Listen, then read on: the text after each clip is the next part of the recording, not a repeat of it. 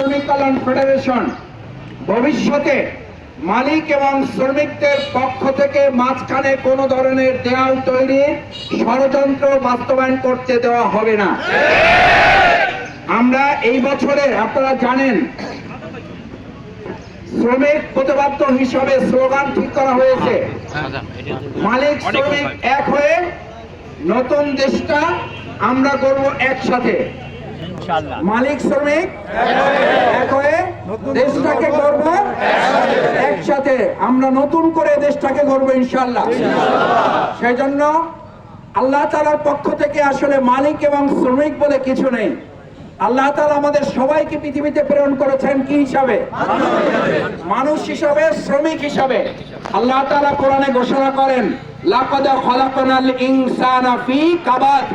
আল্লাহ তাআলা আমাদেরকে শ্রমিক হিসাবে, পরিশ্রমকারী হিসাবে পারিশ্রমিক দেওয়ার জন্য দুনিয়া এবং পরকালে যেন আমরা ভালো থাকি সেজন্য আল্লাহ আমাদের সৃষ্টি করেছেন। সেজন্য এখানে বক্তব্য নয়, আমরা এখন আজকের এই